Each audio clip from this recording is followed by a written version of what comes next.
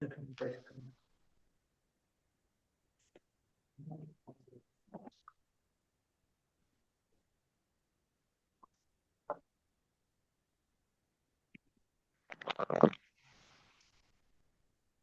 కృష్ణ.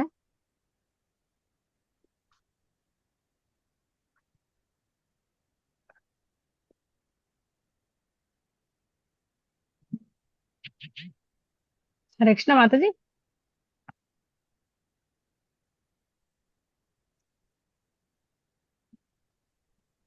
హరే కృష్ణ. హరే కృష్ణ మాతాజీ మంగళాచరం ఎవరైనా పాడతారా? వాళ్ళకి చూసి చదవటం వచ్చు, నేను ఒకసారి షేర్ చేస్తాను. ఓకే, లేకపోతే నేను పాడనండి మరి. మీరే ఎప్పుడు చేయండి మాతాజీ. ఓం అజ్ఞానతిమిరంధస్య జ్ఞానాంజనాశలాకయ చక్షురున్మిళితం येन తస్మై శ్రీ గురవే నమః.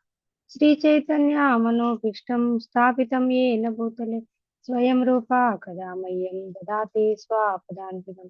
వందేహం శ్రీగురుం శ్రీయుతాపదకమలం శ్రీగురుం వైష్ణవాం చ శ్రీరూపం సాగ్రజాతం సహగణా రఘునాథాన్వితం తం సజీవం సాద్వైతం సావధూతం పరిజనా సహితం కృష్ణ చైతన్య దేవం శ్రీ రాధా కృష్ణ పాదాన్ సహగణా లలిత శ్రీ విశాఖాన్వితాం చ నమో విష్ణుపాదాయ కృష్ణ పృష్ఠాయ భూతలే శ్రీమతే భక్తి వేదాంత స్వామిని పినామిని. నమస్తే సరస్వతి దేవే గౌరవాణి ప్రచారిణి నిర్విశేష శూన్యవాది పాశ్చాత్య దేశతారిణి. హే కృష్ణ కరుణా సింధో దీనబంధో జగత్పతే గోపేశ గోపికా కాంత రాధాకాంత నమోస్తుతే. తప్త కాంచన గౌరాంగి రాధే వృందావనేశ్వరి వృషభానుసుతే దేవి ప్రణమామి హరిప్రియ. వాంఛాకల్పతరుభ్యశ్చ కృపా సింధుభ్యేవ చ పతితానాం పావనేభ్యో వైష్ణవేభ్యో నమో నమః. జయ శ్రీ కృష్ణ చైతన్య ప్రభు నిత్యానంద శ్రీ అద్వైత గదాధర శ్రీవాసాది గౌరభక్త వృంద.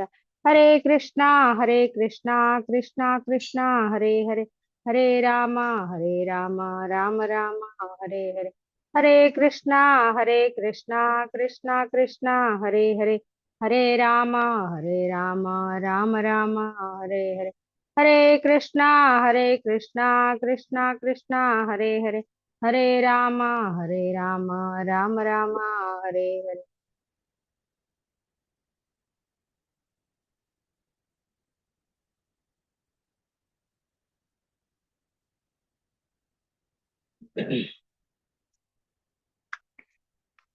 హరే కృష్ణ. హరే కృష్ణ మాతాజీ. ఇవాళ హరే కృష్ణ మాతాజీ. హరే కృష్ణ మాతాజీ. దండోత్పన్నం. అందరు బాగున్నారా? చాలా రోజులైంది.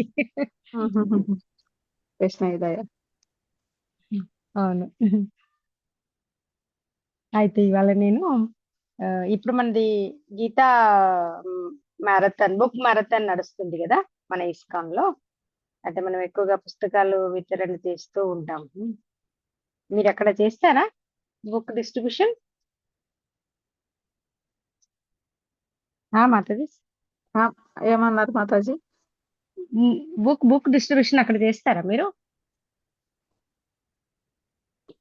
పుస్తక వితరణ లేదా? ఇప్పుడు మన ఇక్కడ ఇస్కాన్ లో డిసెంబర్ గీతా జయంతి నుండి పుస్తక వితరణ జరుగుతుంది అనమాట. పుస్తకాలు పంచుతుంటారు, అంటే కొంచెం కన్సెషన్ రేట్ లో అమ్ముతూ ఉంటారు అనమాట.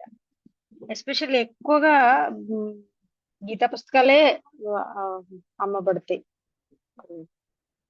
అక్కడక్కడ స్టాల్స్ పెట్టి అన్ని చోట్ల, రైల్వే స్టేషన్ నుండి చిన్న చిన్న గుళ్ళ ముందట, లేకపోతే ఎక్కడంటే అక్కడే మార్కెట్ ప్లేస్లలో అంతటా పుస్తకాలు వితరణ చేస్తూ ఉంటారు అనమాట.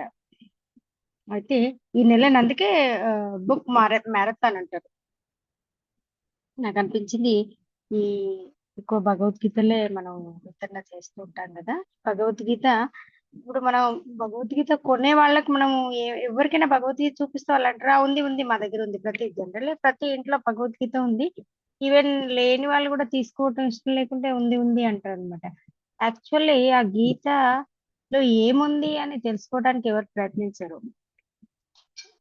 గీత యొక్క మహత్యం, దాని యొక్క విశిష్టత ఏంటో ఇవాళ నేను మనది ప్రభుపాదుల వారు ఉపోద్ఘాతంలో భగవద్గీత యాజ్ ఇట్ ఈజ్ యథాతథం ఉంది కదా, దాంట్లో ఉపోద్ఘాతంలో ఈ చెప్పారనమాట ఈ గీత యొక్క మహత్యాన్ని. దాన్ని 7 శ్లోకాలలో ప్రభుపాదుల వారు ఆ గీతలో అవి పెట్టారనమాట. ఈ 7 శ్లోకాలు చదవటం ద్వారా మనకు గీత మనకి ఎలా ఉపయోగపడుతుంది, మనం ఎందుకు గీతను చదవాలి అనేది మనకు అర్థమవుతుంది అనమాట. ఈ 7 శ్లోకాలు ఆ శివుడి ద్వారా చెప్పబడినవి. ఆది శంకరాచార్యులు గారు వాటిని రచించారు. ఆది శంకరాచార్యులు మరియు శివుడు ఒక్కరే, వారిద్దరిలో తేడా లేదు. ఈ 7 చక్కని శ్లోకాల్లో ఏమని వివరించబడిందంటే భగవద్గీత ఎంత భవ్యం అనేది, మరియు దాంట్లో నొక్కి చెప్పబడిన విషయము భగవద్గీత చదివి భగవద్గీత యొక్క జ్ఞానమునకు మనం శరణు పొంది ఆ పాఠాలను ఏవైతే మనకు చెప్పబడినాయో ఆ పాఠాలు మన నిజ జీవితంలో ఎలా ఉపయోగించుకోవాలి అనేది అనమాట. ఇప్పుడు భగవద్గీత అంటే జనరల్లీ భగవద్గీత ఒక మాన్యువల్ లాగా అనమాట. మనం ఏదైనా ఒక టీవీను ఏదో ఒకటి మనం ఎలక్ట్రానిక్ వస్తువు మనం ఇంట్లో తీసుకొస్తే, మైక్రో లాంటివి ఏదైనా తీసుకొస్తే వాడు దాంతో ఒక మాన్యువల్ ఇస్తాడు మనకు. ఇస్తే ఆ మాన్యువల్ ను చదివి మనం దాన్ని ఆపరేట్ చేయడానికి ప్రయత్నిస్తాం. లేకపోతే రాగానే మనం అక్కడ ఇక్కడ బటన్స్ అన్ని మనం నొక్కుతాం అనుకోండి, ఆ మషిన్ పాడైపోతుంది. అలాగే భగవద్గీత కూడా మన జీవనానికి ఒక మాన్యువల్ లాంటిది అనమాట. భగవద్గీతను మనం చదివి దాంట్లో భగవంతుడు చెప్పినటువంటి పాఠాలను మనము మన జీవనంలో రోజు దైనందిక జీవనంలో మనం పెడితే మన లైఫ్ అనేది ఆ పరిపూర్ణం అవుతుంది, పర్ఫెక్ట్ అవుతుంది. అయితే మనం ఫస్ట్ మనకు డౌట్ రావచ్చు అనమాట. భగవద్గీత జనరల్లీ భగవద్గీత అనగానే మనకు అనిపిస్తుంది ఇది భగవద్గీత ఎక్కడ చెప్పారు? భగవంతుడు భగవద్గీతను యుద్ధ భూమిలో చెప్పారు అనమాట. యుద్ధ భూమిలో జీవన పాఠాలు చెప్పడం ఏంటి మనకు అనిపిస్తుంది.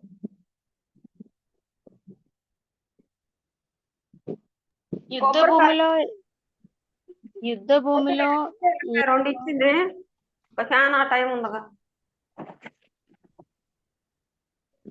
కొబ్బరి రెండు ఉండయి. హరే కృష్ణ. కుసుమ చిన్నమ్మ ఎట్లా పెట్టు. హరే కృష్ణ. ఓకే మన ఇప్పుడు యుద్ధ భూమిలో కృష్ణ భగవానుడు అర్జునునికి ఆయనకు నేర్పిస్తున్నాడు, ఆయన ప్రోత్సహిస్తున్నాడు అంటే మనకు అనిపిస్తుంది ఏదో యుద్ధం గురించే చెప్తున్న, యుద్ధం ఎలా చేయాలి, అస్త్ర శస్త్రాలను ఎలా ఉపయోగించాలి, వ్యూహాలను ఎలా వేయాలి, దాని గురించే చెప్పడానికి చెప్తున్నాడేమో అని మనకు అనిపిస్తుంది. కానీ భగవద్గీతలో యుద్ధానికి సంబంధించిన విషయాలు ఏమీ లేవు, అన్ని మన జీవనానికి సంబంధించిన పాఠాలు మాత్రమే ఉన్నాయన్నమాట.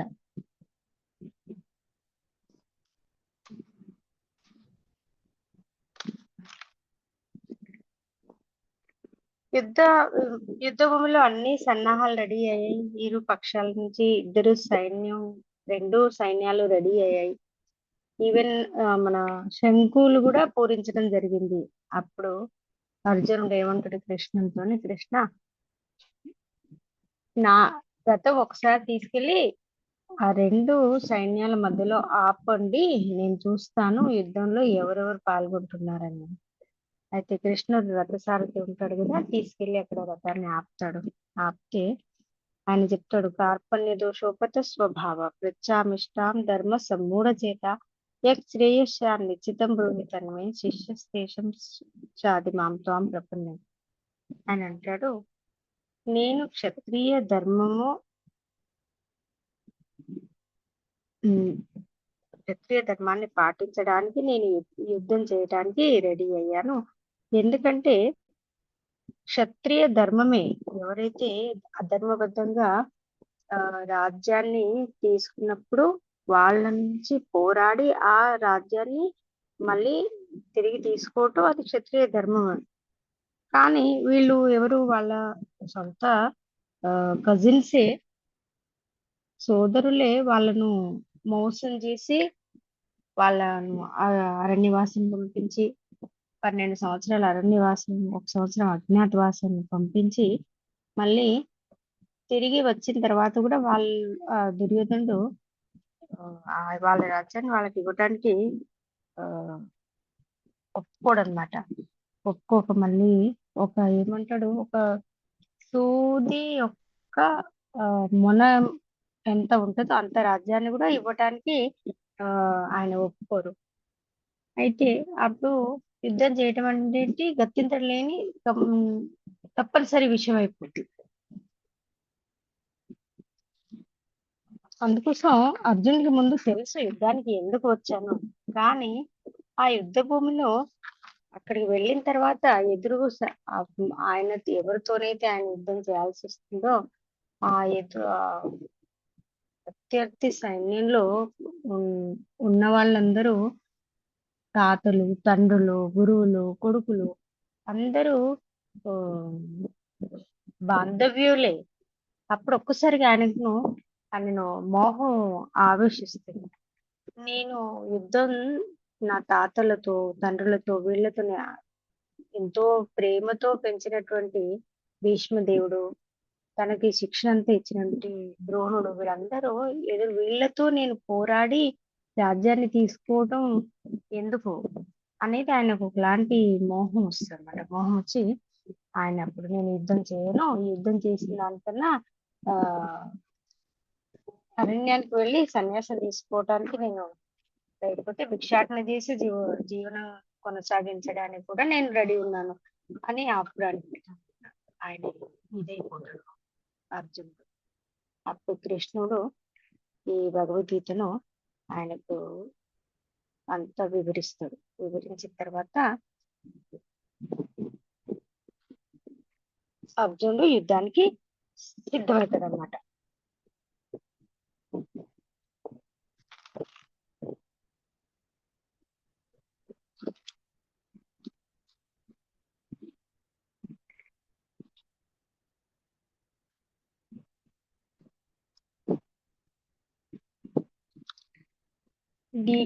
అర్జునుడు ఇంకా ఏమంటుందంటే, నాకు ఈ యుద్ధాన్ని చెయ్యాలా వద్దా, చేయటం రైటా రాంగా అనేది నేను చాలా మోహంలో ఉండిపోయాను. కృష్ణుడు అప్పుడు భగవద్గీత చెప్పడం ప్రారంభిస్తాడు. పూర్తి భగవద్గీత అంతా విన్న తర్వాత అర్జునుడు ఏమంటాడు, నష్టో మోహ స్మృతిర్లబ్ధ అంటే ఆ మొత్తం జ్ఞానం అంతా, భగవద్గీత జ్ఞానం అంతా తెలుసుకున్న తర్వాత అప్పుడు అర్జునుడు, నా మోహం అంతా నశించిపోయింది కృష్ణ, నేను అప్పుడు మీకు శరణు పొందుతున్నాను, మీరు ఇప్పుడు ఏం చెప్తే నేను అది చేయడానికి సిద్ధంగా ఉన్నాను. ఇది దీంట్లో యుద్ధానికి సంబంధించిన ఎటువంటి విషయం లేదు.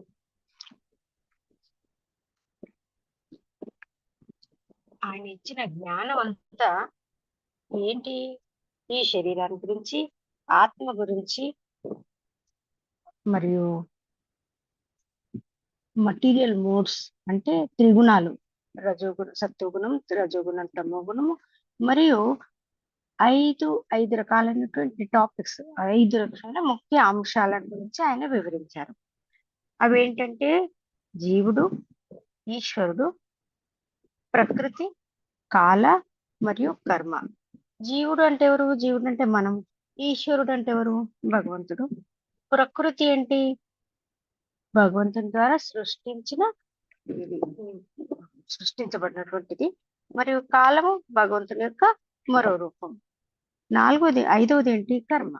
కర్మ ముందు చెప్పిన 4 విషయాలు భగవంతుడికి సంబంధించినవి. జీవుడు, ఈశ్వరుడు, ప్రకృతి, కాల. కర్మ మాత్రం మనదన్నమాట, మనం చేసే కర్మ.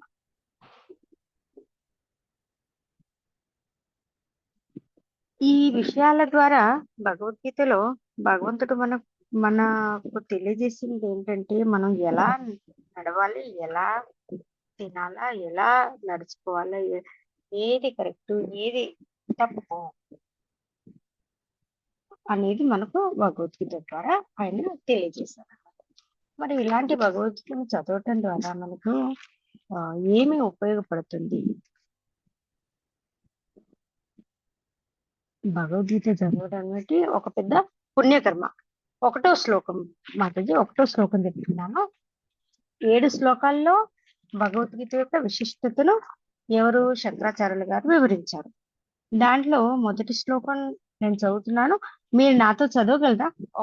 చాలా ఈజీగా ఉన్నాయి. నేను చదువుతాను, నా తర్వాత మీరు ఆ సెంటెన్స్ మళ్ళీ చదవండి. గీతా శాస్త్రమిదం పుణ్యం యః పఠేత్ ప్రయతః పుమాన్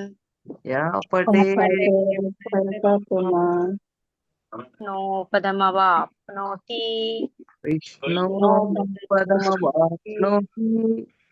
భయశోకాదివర్జితః.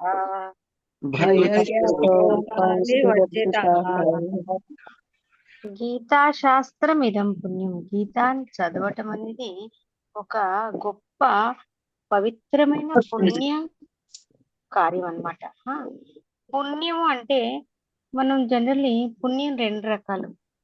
ఒకటి భౌతిక పుణ్యం, రెండవది ఆధ్యాత్మిక పుణ్యం. భౌతిక పుణ్యం అంటే దాన ధర్మాలు చేయటము. చాలా మంది ఇప్పుడు దాన ధర్మాలు చేస్తూ ఉంటారు. సోషల్ యాక్టివిటీస్ అంటే దాంట్లో వృద్ధాశ్రమానికి డబ్బులు ఇవ్వటము, అంధ పిల్లలకి డబ్బులు ఇవ్వటము, ఇవన్నీ భౌతిక ధర్మాల్లో వస్తాయి అన్నమాట. ఈ మొదటిది భౌతిక ధర్మం. భౌతిక ధర్మం చేయటం ద్వారా దాంట్లో అది కూడా పుణ్య కార్యమే, కానీ దాంతో మనకు లభించేది ఏంటంటే మనం పైలోకాలకు వెళ్తాము, అక్కడ చాలా గొప్ప మటీరియల్ ఎంజాయ్మెంట్ పొందగలుగుతాం. కానీ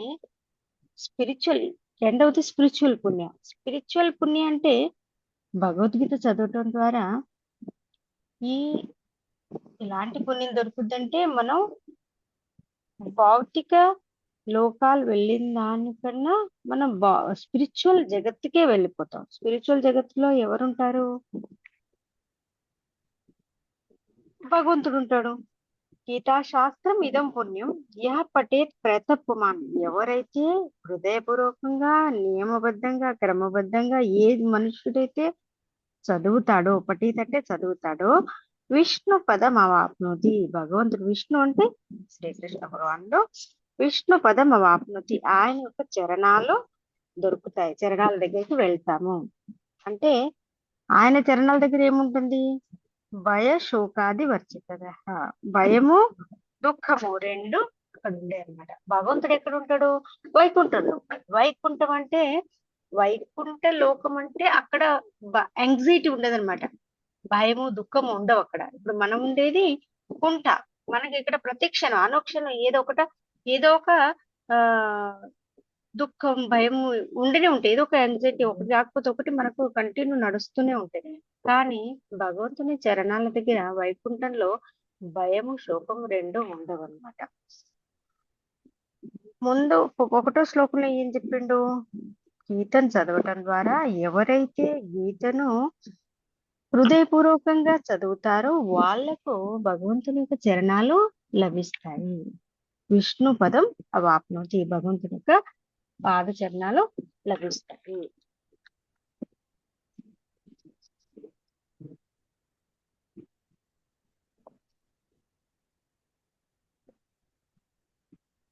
రెండో శ్లోకంకి వెళ్దాం మనం. రెండో శ్లోకంలో జ్ఞాపకం పెట్టుకోండి, మనం కంటిన్యూస్. రెండో శ్లోకంలో ఏం చెప్తున్నాడు? గీతా, ఇప్పుడు మళ్ళీ చెప్పండి. గీతాధ్యయన శీలస్య ప్రాణాయామ పరస్య చ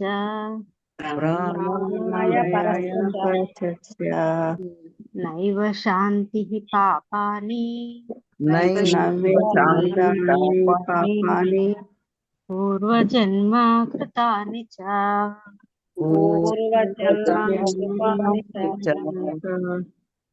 ముందు శ్లోకంలో చెప్పాడు ఏమి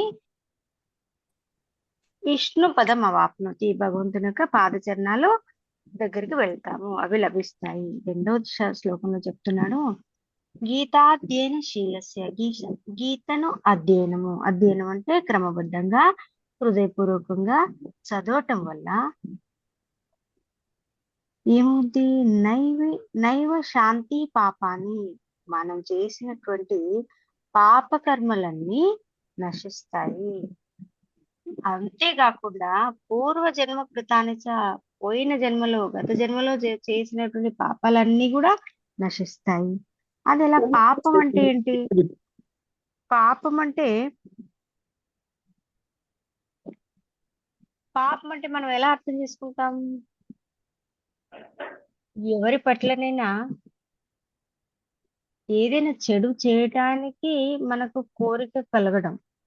పాపంలో 4 స్టెప్స్ లో పాపం ఉంటుంది.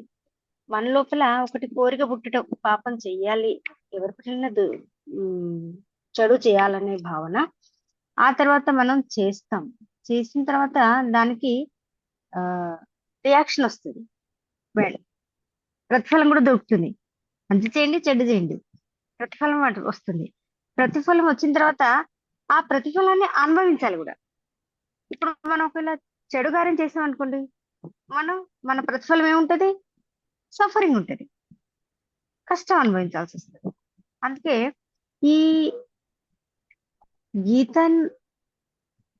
మనం భగవద్గీతను అధ్యయనం చేయటం వల్ల మనము చేసినటువంటి పాప కార్యాలన్నీ నశిస్తే, అదే కాకుండా గత జన్మలో చేసినటువంటి పాపాలన్నీ నశిస్తే, పాపం చేయాలన్న కోరిక కూడా నశిస్తుంది అనమాట. అంత పుణ్యమైన కారణం. రెండో శ్లోకంలో నైవ శాంతి, పాపాలు నశిస్తాయి, గత జన్మ పాపాలన్నీ నశిస్తాయి, పాపం చేయాలన్నటువంటి కోరిక కూడా నశిస్తుంది. ముందు శ్లోకంలో ఏం చెప్పాడు? భగవంతుని యొక్క చరణాల వద్దకు వెళ్తాం, చరణాలు దొరుకుతాయి. రెండో దాంట్లో మనం చేసిన పాపాలు నశిస్తాయి, గత జన్మ పాపాలు నశిస్తాయి, పాపాన్ని చేయాలన్న కోరిక కూడా నశిస్తుంది. దానివల్ల మనం అనుభవించే కష్టాలు కూడా నశిస్తాయి అన్నమాట.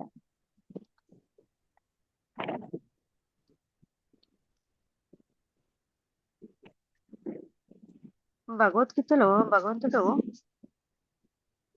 భగవద్గీత యొక్క పూర సారాంశాన్ని 4 యోగాలలో చెప్పిందనమాట. మొదటిది కర్మయోగ. మన కర్మ చేయటం వల్లనే మనం పుణ్యకర్మ చేయండి, పాపకర్మ చేయండి, అది కర్మయోగ. కర్మం చేయటమే కదా కర్మయోగ.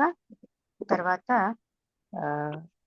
జ్ఞానయోగ, ఆ కర్మని ఎలా చేయాలి అనేది ధ్యానయోగ. ఆ తర్వాత భక్తి యోగ. ఈ 4 యోగాల్లో పూర్తిగా భగవద్గీత అంతా వివరించబడింది. ఈ 4 యోగాల్లో ఉత్కృష్టమైంది, శ్రేష్టమైంది అంటే భక్తి యోగ అనమాట. అంటే భగవద్గీత యొక్క సారాంశమే భక్తి యోగ. ఆ తర్వాత మనం 3వ శ్లోకానికి వెళ్దాం.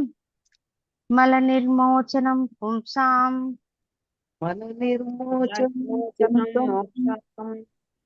జల స్నానం దినే దినే,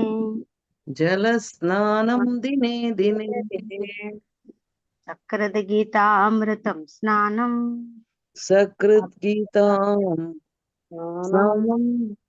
సంసారమలనాశనం. 3వ మళ్ళీ ఇంకా ఏం చెప్తున్నా అంటే, భగవద్గీత చదవటం వల్ల మల నిర్మోచనం స్నానం అంటే మనం ప్రతిదినం ఉదయం లేవగానే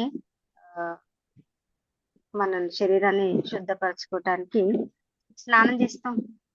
మలమూత్ర విసర్జన చేసి స్నానం చేసి శరీరాన్ని మనం శుద్ధపరచుకుంటాం. అలాగే సకృద్ అంటే ఒక్కసారైనా గీతామృతంలో స్నానం చేస్తే, గీతామృతం అంటే ఏంటి? భగవద్గీత అనేది ఒక అమృతం లాంటిది. దాన్ని మనం చదవటం ద్వారా మన సంసార మలనాశనం, మన సంసారం అనేటువంటి మలం నాశనం అవుతుంది. మరి సంసారం మలం ఏమిటి? అదే నిజమే. మనం మలమూత్ర విసర్జన చేసి శరీరాన్ని శుద్ధపరచుకోవటం, మళ్ళా మళ్ళా నిర్మోచనం మళ్ళీ కడుక్కుంటాం. కానీ సంసారంలో మలం ఎక్కడుంది? మన సంసారంలో మలనాశనం అంటే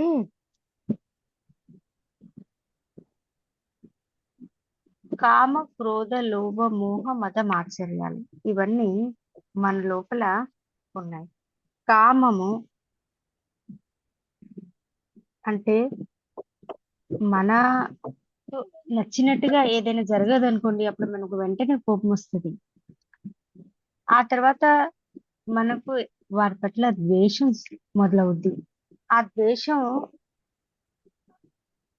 అలాగే ముందు ముందు ముందు వెళ్ళి వాళ్ళకు ఉమ్, ద్వేషంతో మనం వాళ్ళకి ఏదైనా చెడు చేయడానికి రెడీ అవుతాం.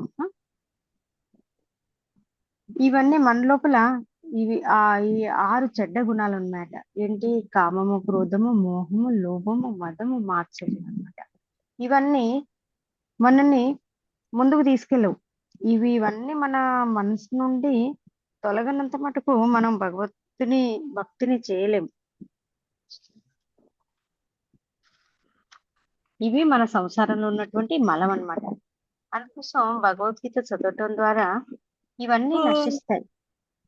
నశించి మనకు భగవద్గీతలో ఉన్నటువంటి జ్ఞానాన్ని, భగవంతుడి పట్ల భక్తికి ముందుకు మనం తీసుకెళ్తుంది.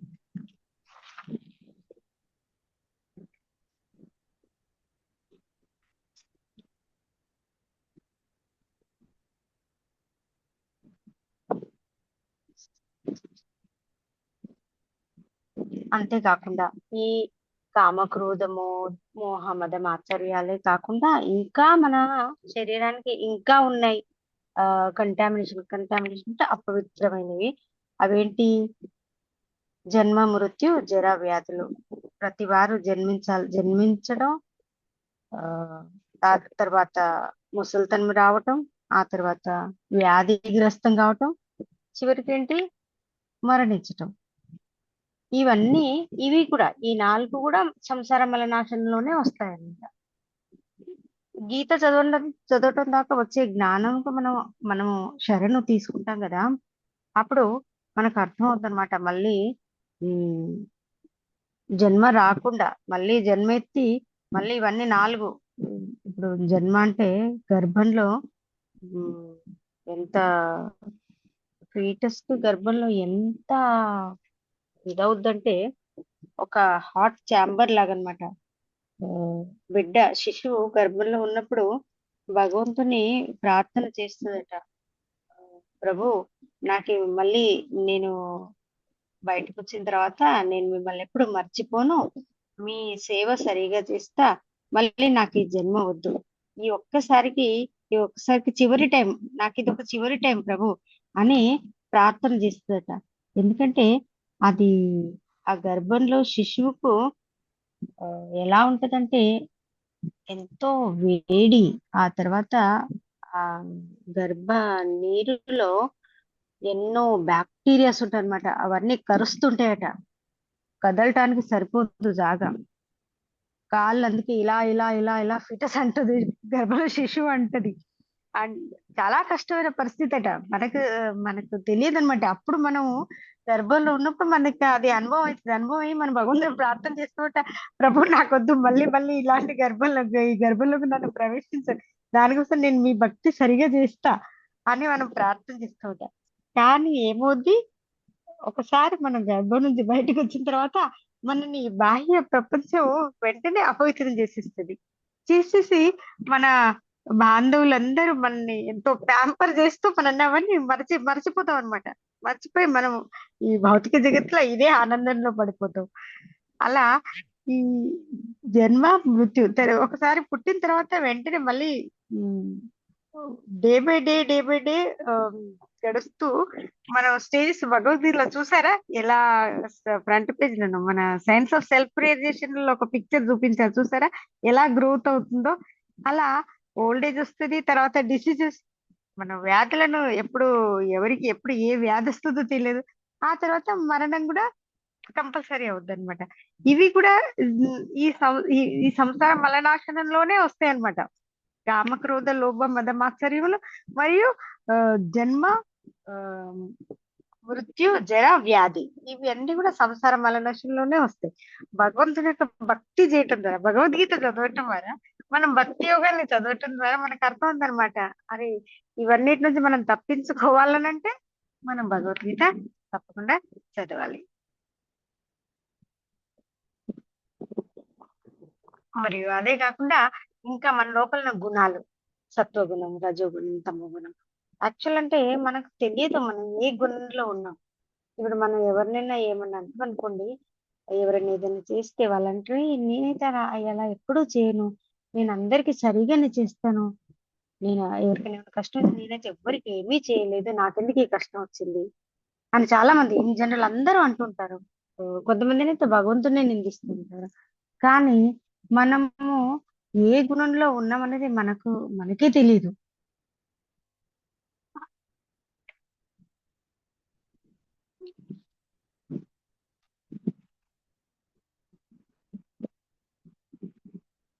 అందుకోసం భగవద్గీత చదవటం ద్వారా మనకు అర్థం ఏంటంటే మనము ఎటువంటి గుణాలతోని మనం చుట్టబడి ఉన్నాము, మనల్ని మనం అర్థం చేసుకోవడానికి మనం ఏ గుణంలో ఉన్నామో, మనం ఏ గుణం, తమో గుణం, సత్వగుణం వెళ్తే మనం భక్తి చేయలేదు. యాక్చువల్లీ సత్వగుణం ఇంకా దానికన్నా ముందు ఇంకా శుద్ధ సత్వగుణం కూడా ఉంది. కానీ ఇన్ జనరల్ మనం సత్వగుణం వెళ్ళాలి, సత్వగుణం వెళ్తేనే మనం భక్తిని సరిగా చేయగలుగుతాం. అదే మనకు అర్థమైనప్పుడు, మనల్ని మనం అర్థం చేసుకున్నప్పుడు మనం అరే ఈ ఈ గుణాన్ని మనం ఎక్కువ పెంపొందించుకోవాలి. అందరిలో మూడు మూడు గుణాలు ఉంటాయి, కాకపోతే రేషియో డిఫరెన్స్ ఉంటది అనమాట. రేషియోలో తేడా ఉంటది. ఆ రేషియో ఈ రేషియో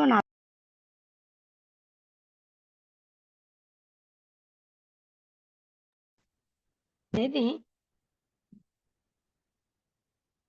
మనకు అర్థం ఉంటుంది. అందుకోసం భగవద్గీత చదవటం ద్వారా ఏమవుతుంది, ముందు శ్లోకంలో ఏం చెప్పాడు, విష్ణు పదం అవాప్నుతి, భగవంతుని యొక్క చరణాల దగ్గరికి వెళ్తాము. రెండో శ్లోకంలో ఏం చెప్పారు, మనం చేసినటువంటి పాపాలు, గత జన్మ పాపాలన్నీ క్షమిస్తాయి, పాపం చేయాలన్న కోరిక కూడా నశిస్తుంది. మూడో శ్లోకంలో ఏం చెప్పారు, భగవద్గీత చదవటం అనేది దేంతో పోల్చారు, ప్రతి దినం మనం స్నానం ఎలా చేస్తాము, శరీరం అపవిత్రతను తొలగించుకోవటానికి, శుద్ధీకరణ చేసుకోవటానికి స్నానం ఎలా చేస్తాము, అలాగే ఒక్కసారైనా గీతామృతాన్ని చదివితే, గీతామృతంలో స్నానం చేస్తే మన సంసారం మలనాశనం అంతా తొలగిపోతుంది. ఇప్పుడు మా సంసార మలనాశనం, సంసారం యొక్క మలము అంటే నేను ఎన్ని చెప్పాను, ఈ కామక్రోధ లోభ మదమాచర్యాలు, ఆ తర్వాత జన్మ మృత్యు జరా వ్యాధాలు, మరియు సత్వరజో గుణములు, ఇవన్నీ సంసార మలంలోనే వస్తాయి.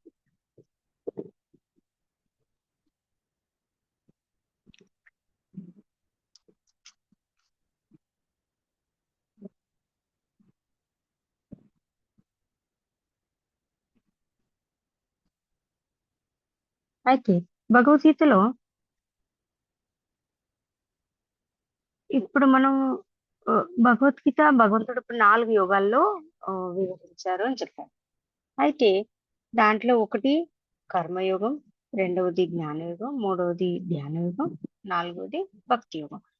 యోగా అంటే ఏమిటి, యోగా అంటే భగవంతునితోని మన కనెక్షన్ కలిగించడం అనమాట.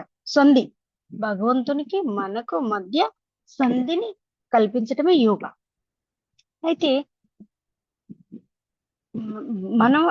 మనం రియలే గుర్తించమన్నమాట.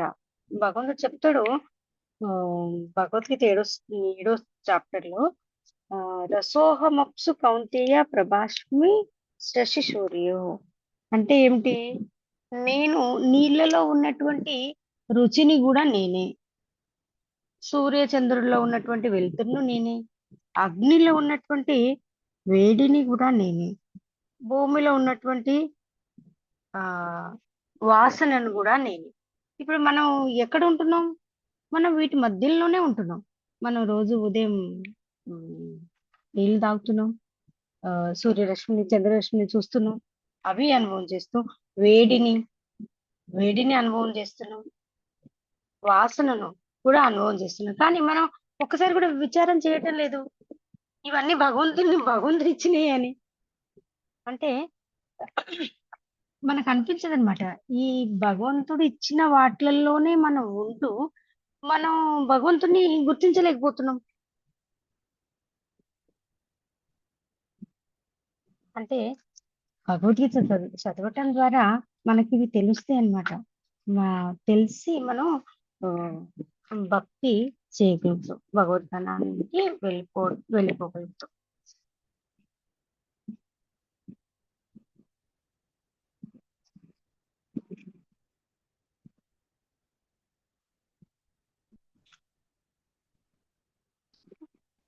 అలా మనం దాన్ని మనం వ్యక్తీకరించడం అనకూడదు, ఇంకా మనం వాటిని ఆ, అనుభవం చేయటం ద్వారా ఉమ్,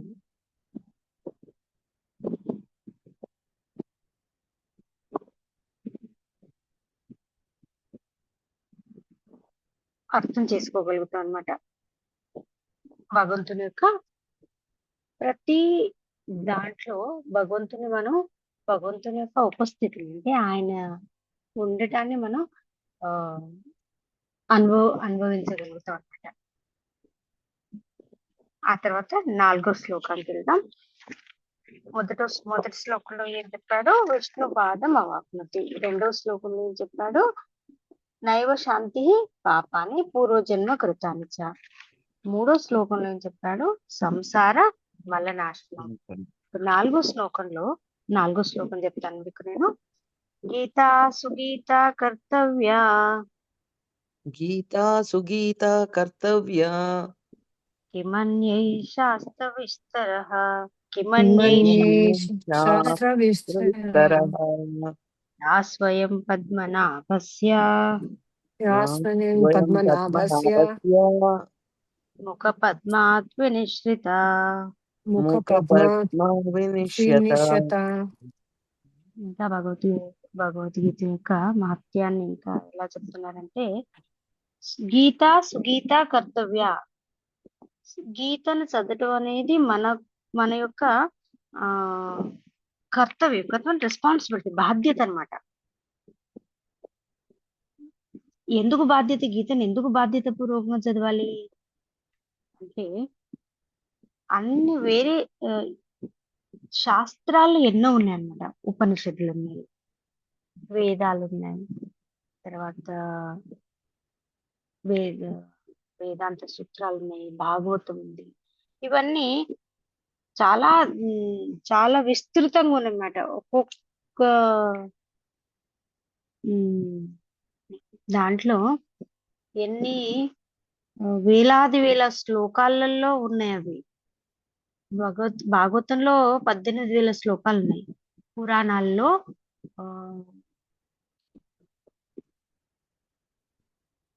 అన్నిట్లో చాలా వేలాది వేల సంఖ్యలో శ్లోకాల్లో అవన్నీ రచించబడి ఉన్నాయి. అవన్నీ ఎవరు రచించారో? అవన్నీ ఋషుల్లో మునులు రచించారు. మనకు తెలుసు భాగవతాన్ని వేదవ్యాసుడు రచించాడని. అవన్నీ చదవటం మనకు సాధ్యమా? మన జీవనం సరిపోదు. ఇప్పుడు యాక్చువల్ అంటే మన దగ్గర ఉన్న భగవద్గీత, భాగవతం, చైతన్య చరితామృతం చదవడానికే మన జీవనం సరిపోదు. యాక్చువల్లీ నాకైతే చాలా సార్లు భయం ఇస్తుంది, ఇవన్నీ చదవలేనా. భాగవతమే ఇప్పుడు ఎంత 11-12 గంట వరకు వచ్చింది. అది విస్తృతంగా క్లుప్తంగా చదవటం కాదు, కొద్దిగా చదివే దాన్ని చాలా వివరంగా చదవటం జరగటం లేదు.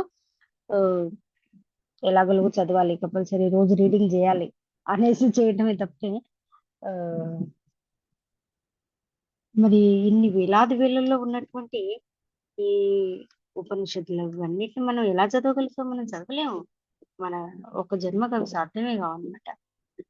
భగవద్గీతలో ఉన్న విశిష్టత ఏంటంటే, భగవద్గీత ఖాళీ 700 శ్లోకాలు మాత్రమే ఉన్నాయి భగవద్గీతలో. ఆ 700 శ్లోకాల్లో మనకు అన్ని తెలిసిపోతాయి అనమాట. మన జీవితానికి ఉన్న లక్ష్యము, మనం ఎలా మన జీవనాన్ని పర్ఫెక్ట్ చేసుకోవాలి,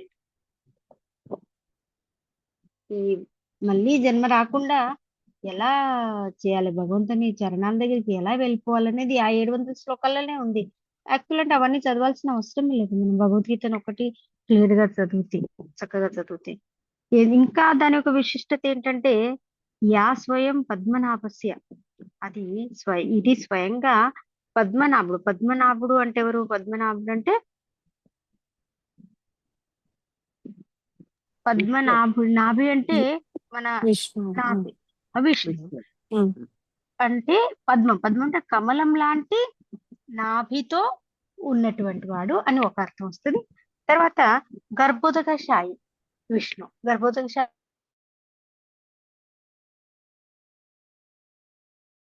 ఉంటారు బ్రహ్మ బ్రహ్మ బ్రహ్మదేవుడు. అందుకే అన్నమాట యా స్వయం పద్మనాభస్య, పద్మనాభుని యొక్క ముఖ పద్మాత్ వినిశ్చిత, ఆయన యొక్క ముఖ పద్మం నుండి ఈ భగవద్గీత చెప్పబడింది. అంటే విశిష్టత చూసారా? ఇది స్వయంగా భగవంతుని పద్మనాభుని యొక్క ముఖ కమలం నుండి వెలువడింది కాబట్టి దీన్ని చదవటం అనేది మన యొక్క బాధ్యత, మన యొక్క రెస్పాన్సిబిలిటీ అన్నమాట.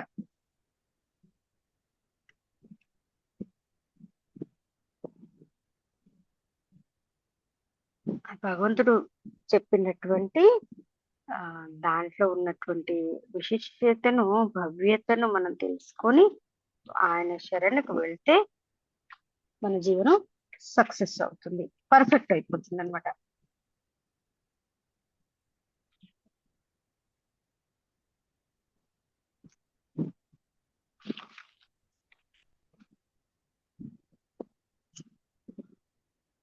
ఆ తర్వాత మనం 5వ శ్లోకంకి వెళ్దాం. భారతామృత సర్వస్వం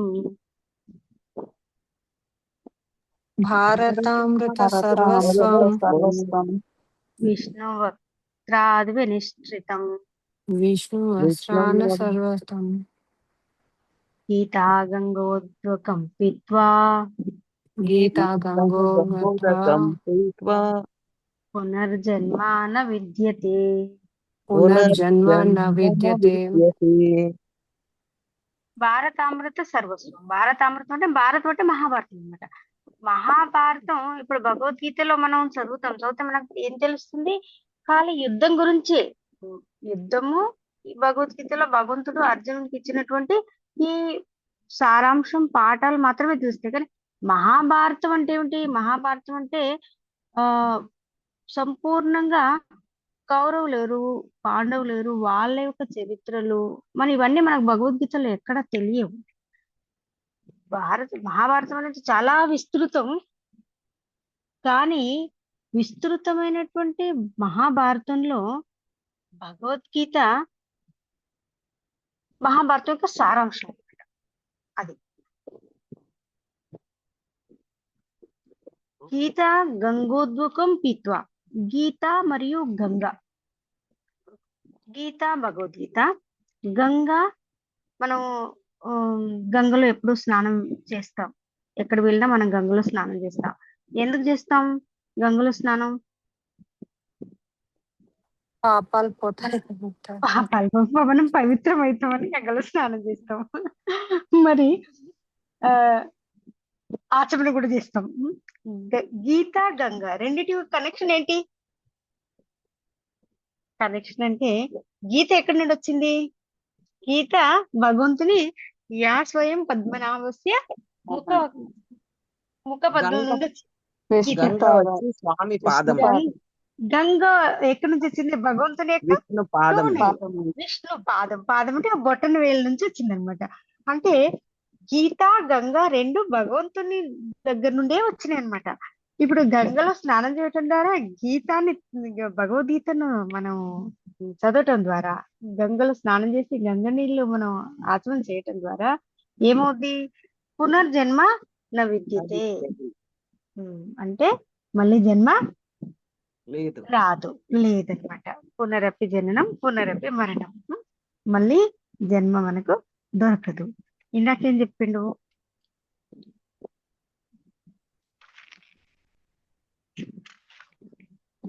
ఈ 5వ శ్లోకంలో ఏం చెప్తున్నాడు?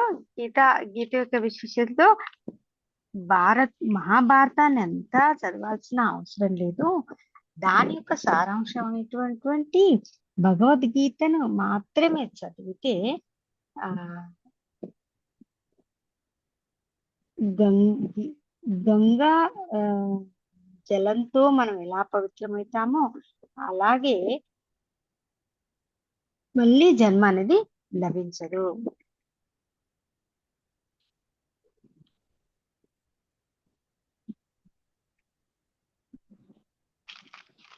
ఇప్పుడు మళ్ళీ నెక్స్ట్ శ్లోకానికి వెళ్దాం. 6వ శ్లోకం. సర్వోపనిషదో గావో సర్వోపనిషదో గావో దోగ్ధా గోపాల నందన దోక్తా గోపాలనందన పార్థో వత్స సుధీర్భోక్త పార్థో వత్స సుధీర్భోక్త దుగ్ధం గీతామృతం మహత్. దుగ్ధం గీతామృతం మహత్. అన్ని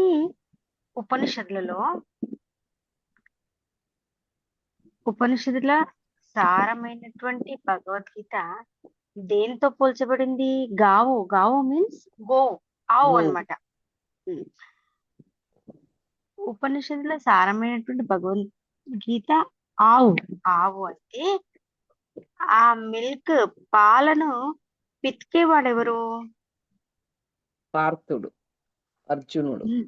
లేదండి, సారీ, పాలను పితికేవాడు గోపాలనందుడు, కృష్ణుడు. గోపాలనందుడు. మరి ఆ పాలు తాగే దూడెవరు?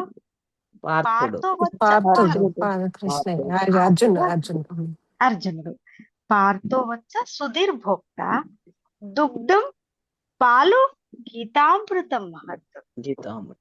గీతం యొక్క అమృతం అన్నమాట భగవద్గీత. అంటే భగవంతుడు అర్జునుని ద్వారా పాలంటే గీతామృతాన్ని తాగిపిస్తూ మనందరితో ఆ గీతామృతాన్ని తాగిపిస్తున్నారు అనమాట. అన్ని ఉపనిషత్తుల సారమైనటువంటి భగవద్గీత ఆవు అయితే ఆ ఆవు యొక్క పాలు పితికేవారు గోపాలనందనేటువంటి శ్రీకృష్ణుడు. ఆ పాలను తాగే దూడ అర్జునుడు అనమాట. అంటే మనమందరం అర్జునుడి త్రూ ఈ గీతామృతాన్ని తాగుతున్నాం అనమాట.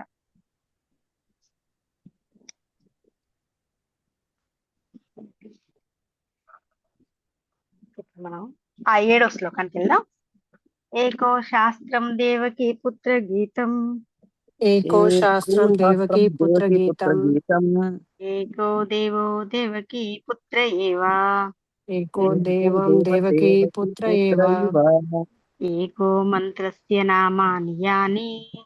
ఏకో మంత్రస్య నామాని జ్ఞాని. కర్మాప్యేకం తస్య దేవస్య సేవా. తస్య సేవ. దేవస్య సేవా. దేవస్య సేవ. ఇప్పుడు అన్ని సెంటెన్స్ లలో ఏకో ఏకో ఏకో అని చెప్పారు చూసారా? ఏకో అంటే ఒకటి అన్నమాట. మనకు ఒకటే శాస్త్రం, ఒకటే శాస్త్రం మనకు అవసరం. అది భగవద్గీత. అదేంటి? ఆ శాస్త్రం ఏంటిది? దేవకి పుత్ర గీతం.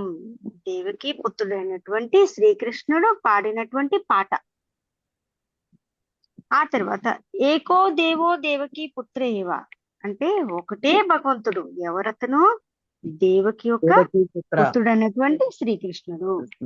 ఆ తర్వాత ఏకో మంత్రస్య నామాని అని, ఒకటే మంత్రం. అది మనం చెప్పాల్సింది ఏంటది? ఆయన యొక్క పేరు.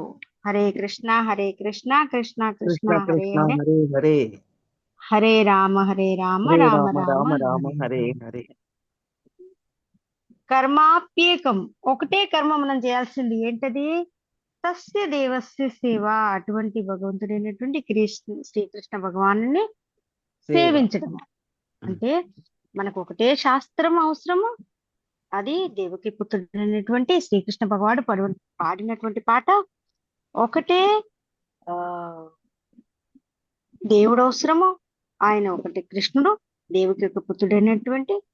తర్వాత ఒకటే మంత్రము, ఆయన యొక్క నామము, కృష్ణ మంత్రం. ఒకటే కర్మ మనం చేయాల్సింది, అదేంటది? అటువంటి సేవ. భగవంతుని యొక్క సేవ. సేవ. దీంతో మన జీవనం అనేది పర్ఫెక్ట్ అయిపోద్ది అనమాట.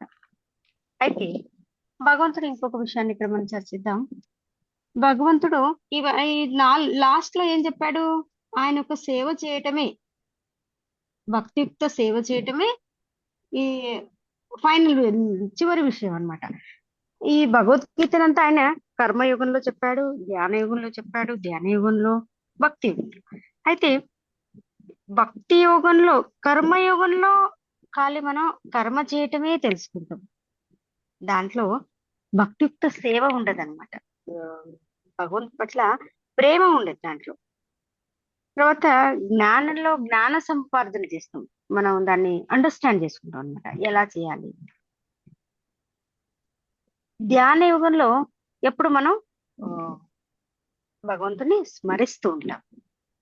భక్తి యోగంలో చూసారా, భక్తి యోగంలో మనం ఏం చేస్తాం? భగవంతుడికి సేవ చేస్తాం. ఆయన ఎలా సేవ చేయాలి అనేది అది నేర్చుకుంటాం. ఆయన పట్ల ప్రేమతో ఎప్పుడు మనం ఆయనను ధ్యానిస్తూ ఉంటాం. తర్వాత ఆయన సేవ చేస్తూ ఉంటాం. కర్మయుగంలో భక్తి యోగం ఉండదు, కానీ భక్తి యుగంలో కర్మయోగం ఉంటుంది.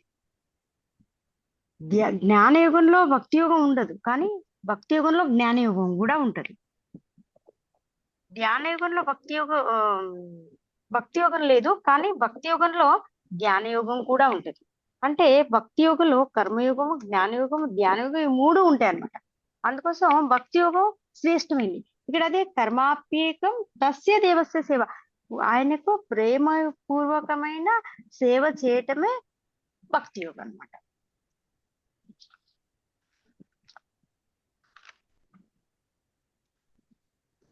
ఇప్పుడు 7 శ్లోకాలు అయ్యాయి. ఒకసారి మనం మొదటి శ్లోకం నుంచి ఏ శ్లోకంలో ఏం చెప్పారు అది మనం ఒకసారి చూద్దాం. ఫస్ట్ శ్లోకంలో గీతా శాస్త్రం ఇదం పుణ్యం యా పఠేత్ ప్రయత్నకుమార్ విష్ణు పాదం అవాప్నోతి.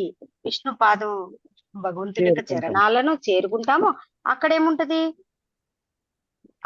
అక్కడ ఏముంటది? భగవంతుని చరణాల దగ్గర భయము, శోకం అనేది ఉండదు. ఆ తర్వాత రెండో శ్లోకంలో ఏం చెప్పాడు?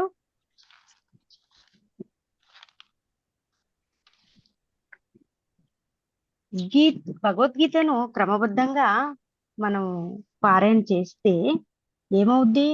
మన పాపాలు, మనం చేసినటువంటి పాపాలు, ఇప్పుడు చేస్తున్నటువంటి పాపాలు, తర్వాత గత జన్మలో చేసినటువంటి పాపాలు, మరి పాపం చేయాలన్నటువంటి ప్రవృత్తి, ఇవన్నీ నశించిపోతాయి. మూడో శ్లోకంలో ఏం చెప్పిండు? ఎలాగైతే మనం ప్రతిరోజు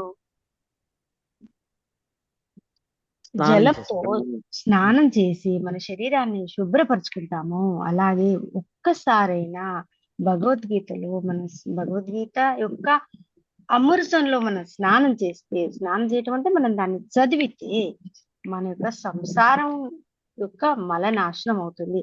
సంసార మలనాశనం అనే దాని గురించి మనం అన్ని తెలుసుకున్నాం. సంసార మలనాశనం ఏంటి? కామ, క్రోధ, మోహ, ఇవన్నీ ఈ 6 గుణాలు. తర్వాత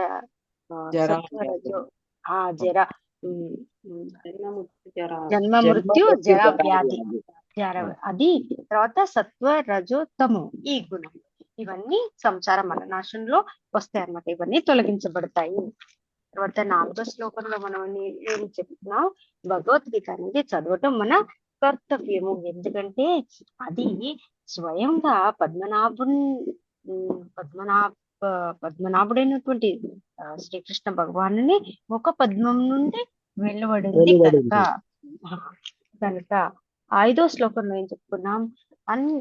మహాభారతం, విస్తృతమైనటువంటి మహాభారతంలో భగవద్గీత దాని యొక్క మహాభారత యొక్క సారాంశము.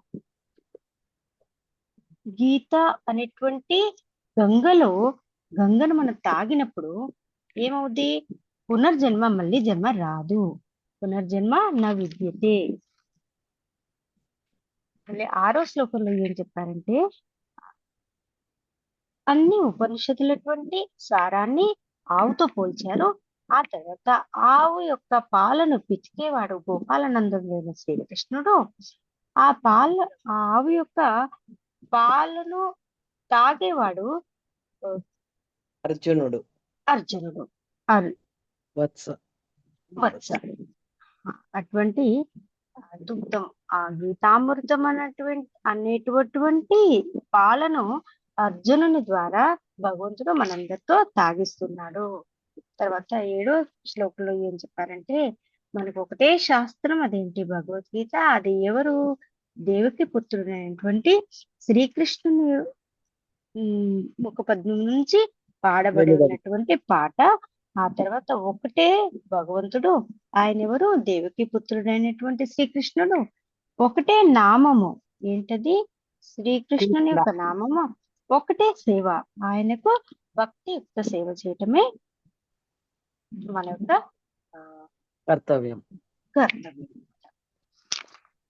అయితే ఇప్పుడు ఇవన్నీ ఎవరు చెప్పారు? మనం చెప్పటం లేదు. శంకరాచార్యులు గారే చెప్పారనమాట. ఆది శంకరాచార్యులు గారే చెప్పారనమాట. అయితే ఈ భగవద్గీత అనేది ఎవరు అర్థం చేసుకోగలరు? మనం చదివిన భగవద్గీతని అర్థం చేసుకునే సరైన అవగాహన, భగవద్గీత సరైన అవగాహన చేసుకోవటం అంటే ఏమిటి అని అంటే, ఒక చిన్న స్టోరీ మీ అందరికీ తెలుసండి. ఇవన్నీ కూడా మీ అందరికీ తెలుసే, నేనేదో చెప్తున్నాను. శ్రీరంగంలో ఒక బ్రాహ్మణుడు ఉంటాడనమాట. అయితే చైతన్య మహాప్రభు శ్రీరంగంకు వెళ్ళినప్పుడు ఆ బ్రాహ్మణి చేతిలో భగవద్గీత పుస్తకం ఎప్పుడూ ఉంటది. ఆయన భగవద్గీతను పట్టుకొని ఉంటాడు. కానీ ఆయనకు చదువు రాదు, కానీ ఎప్పుడో పట్టుకొని ఉంటాడు. భగవద్గీతను తెరుస్తుంటాడు. అందరు ఆయనను చూసి హేళన చేస్తుంటారు అనమాట. నీకు చదవటం రాదు, నువ్వెందుకు భగవద్గీత పట్టుకొని ఉంటున్నావు? అయినప్పటికీ కూడా ఆయన భగవద్గీతను ఎప్పుడు చదువుతూ ఉంటాడు. చదువు రాకపోయినప్పటికీ కూడా చదువుతూ ఉంటాడు. ఏడుస్తూ ఉంటాడు మధ్య మధ్యలో.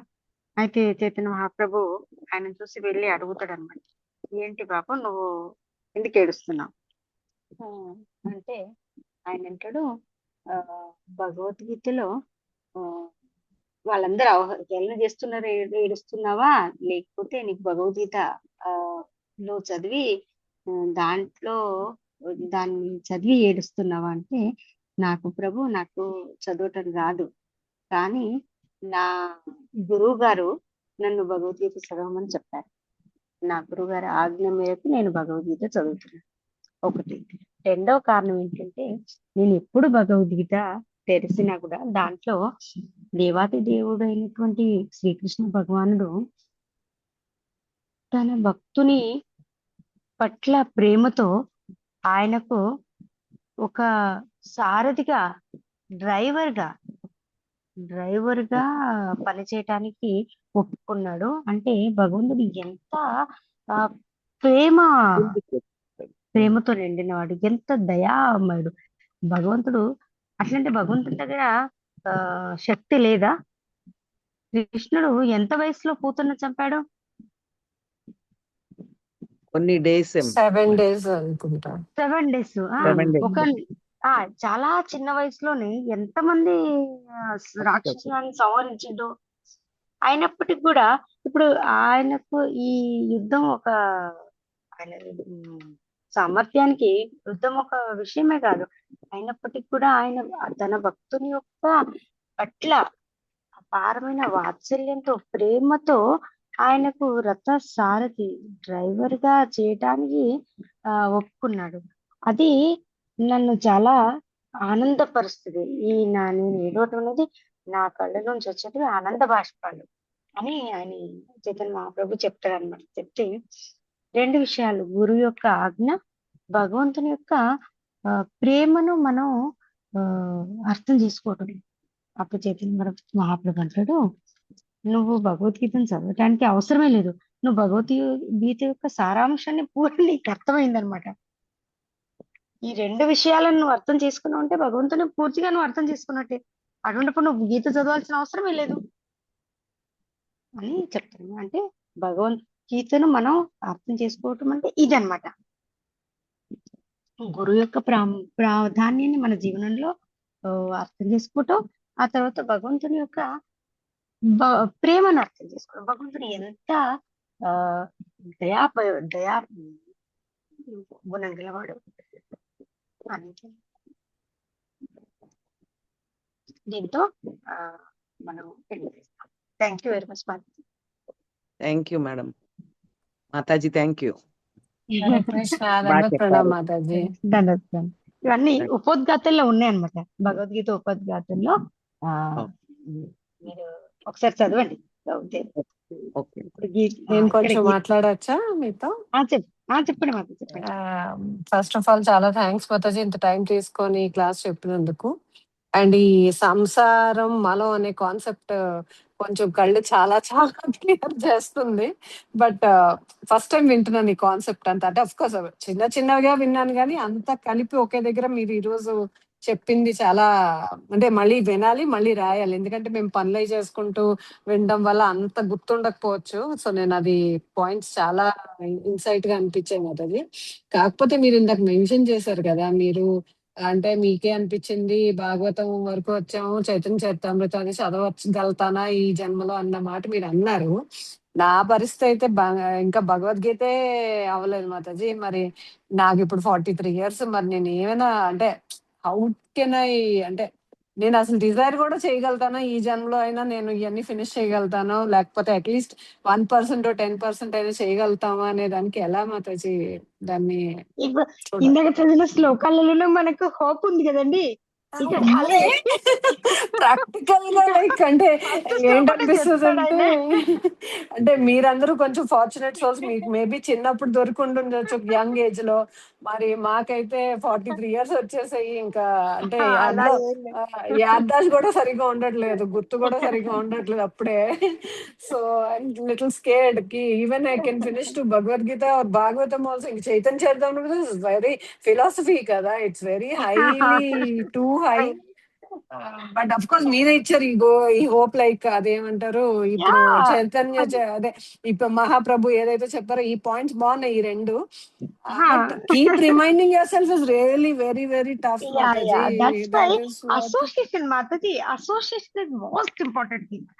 ఎంత మన సాధ్యమైనట్టుగా మనం భక్తుల అసోసియేషన్ లో ఉంటాం కదా మాతాజీ, అది మనకు చాలా హెల్ప్ అవుతుంది. అసోసియేషన్ అంటే not only physical association, it's very చాలా కష్టతరం. కాకపోతే మనం ఎప్పుడు అసోసియేషన్ లో ఎప్పుడు వింటూ ఉండాలి. లెక్చర్స్ మీరు వింటూ ఉంటారు అనుకోండి, మనం భక్తుల అసోసియేషన్ లోనే ఉన్నాం కదా. అంటే sorry to ask you one more extension. Like నా పరిస్థితి ఎలా ఉందంటే, నేను ఇంకా వినడంలోనే ఉంటున్నాను మాతాజీ. 2018 నుంచి అంటే క్లాసెస్లు పెట్టేసి నితయ సేవని మాతాజీ క్లాసెస్ వింటాను, అవన్నీ వింటా. కానీ అవి వింటూ ఒక పక్క ఒక ఇయర్ ఫోనే పనిచేస్తుంది అనమాట క్లాస్ కి, ఇంకో ఇయర్ ఫోన్ ఏమో ఈ ఫ్యామిలీకి ఇచ్చేయాల్సి వస్తుంది. వీళ్ళు ఏం మాట్లాడుతున్నారు, ఏం అడుగుతున్నారు చేసేసరికి అయిపోతుంది. అంటే ఐఎమ్ నాట్ కంప్లైనింగ్, కాకపోతే వినడం వరకే అవుతుంది మాతాజీ. ఏదో ఒకరోజు శ్రద్ధ కూర్చొని అవన్నీ రాసుకోవాలి, ఇంపార్టెంట్ పాయింట్స్ అనిపిస్తుంది. కానీ అది అంటే like you can understand me my situation కి I'm not at all getting that opportunity అనమాట. నాకు క్లాస్ లో కూర్చొని రాసుకొని చదవాలి అంటే అట్లీస్ట్ అంత కాన్సన్ట్రేటెడ్ గా వింటే, కూర్చొని వింటే కూడా కొంచెం బాగానే గుర్తుంటుంది మాతాజీ. ఇంకా రాసుకుంటే ఇంకా బాగా గుర్తుంటుంది కొంచెం. కానీ ఆ రెండు మరి ఇంకా మరి కృష్ణ మీదే వదిలేలో, మరి నేను ఏమి తప్పులు చేస్తున్నానో నాకు అర్థం కావట్లేదు Mataji. So that is what Mataji, మీరు మీ తప్పన నాకు అర్థమవుతుంది. భగవంతుడు ఎవరు? భగవంతుడు భావగ్రాహి. భగవంతుడు మనం ఏం చేయాల్సింది చదవటం, ఆయనకి ఇదంతా సేవించడం ఆయనకు అవసరం లేదు. నాకు ఎందుకు సహస్ర లక్ష్ముడు ఆయన సేవిస్తారు అక్కడ. మనం చేసేది చాలా చిన్నది, కాకపోతే మన లోపల తప్పనే అనమాట. ఆ తప్పనని ఆయన అర్థమైంది అనమాట. మీరు అంటున్నారు అయ్యో నేను చేయలేకపోతున్నాను అనేది ఏం చేయలేకపోతున్నారు? ఆయన సేవ చేయలేకపోతున్నారు. ఆ ఎస్సెన్స్ ఆయనకి చేరుతుంది అనమాట. ఆ ఎస్సెన్సే సరిపోద్ది. ఆయన ఏదో విధంగా మీకు పరిస్థితులు అరేంజ్ చేసిస్తారు. అది అన్నమాట భగవంతుడు అపారమైన కృపామూర్తి అన్నమాట. అట్లీస్ట్ మన లోపల తప్పన ఉండాలన్నమాట. నేను 2 టైం ప్రాక్టీస్ చేస్తాను. ఇందాక 2-3 కాల్స్ వచ్చాయి క్లినిక్ నుంచి, నేను డిక్లైన్ చేశాను అన్నమాట. కానీ అలాగనమాట టైమ్స్ ప్రాక్టీస్ చేస్తాను. ఈ ప్రాక్టీస్ లో కూడా భగవంతుడి సేవ చేస్తాను, ఆ ఇంట్లో కుక్ చేస్తాను, ఇవన్నీ చేస్తూ ఉంటాను. కానీ ఇంకా నాకు సాటిస్ఫాక్షన్ లేదు. అయ్యో నేను చదవలేకపోతున్నాను. మొన్న ఒక క్లాస్ లో ప్రభుజీ సాటర్డే లెక్చర్ పెట్టుకున్నా, విన్న తర్వాత ప్రభుజీ అడుగుతుంటే ప్రభుజీ ఒక్క సలహా ఇవ్వండి, ఎలా చదవలేకపోతున్నాను అని. అంటే ఆయన ఏమన్నారు, ఆయనకి తెలుసు నేను ఎంతకాలం నుంచి భక్తి చేస్తున్నాను. మాతాజీ రోజు ఒకసారి ఒక కమిట్మెంట్ పెట్టుకోండి, రోజు ఒకసారి పుస్తకం తెరవండి, అంతే. పుస్తకం తెరిచి బాగుంది మాతాజీ, ఇదైతే స్టార్ట్ చేయాలి. నేనైతే అట్లీస్ట్ తీయాలేమో, మరి అది కూడా తీయట్లేదు మాతాజీ, నిజంగానే నేనైతే చేయట్లేదు. అగ్రీడ్. అంటే ఆయన ఏమన్నారు, రోజు ఒకసారి పుస్తకం తెరవండి, తెరిచి ఒక లైన్ చదవండి. ఒక లైన్ చదివి మీకు బయటి ప్రపంచంలో ఈ పని ఆ పని అన్ని చెప్తున్నారు కదా, మీరు ఒక్క సెంటెన్స్ చదివి మళ్ళీ బుక్ మానేయండి. వెరీ నేను ఇంకా సారీ టు ఇంటరప్ట్, అదేంటంటారు page by page become a sage అని ఉంది కదా, ఒక్క పేజ్ అయినా చదవాలని టార్గెట్ చేస్తాను, ఒక్క సెంటెన్స్ కూడా చదవట్లేదు మాతాజీ నేను. నిజమే, ఇదైతే మాత్రం this is very very hope giving. I'll try to implement from this Ekadashi లోపల అట్లీస్ట్. ఆయన అన్నారు, మీరు బుక్స్ చదవటానికి మీకు చదవడం లేదంటున్నారు కదా, పుస్తకం తెరవండి, ఒక్క సెంటెన్స్ చదివి మళ్ళీ మూసేయండి. అంటే దిస్ ఇస్ కమిట్మెంట్.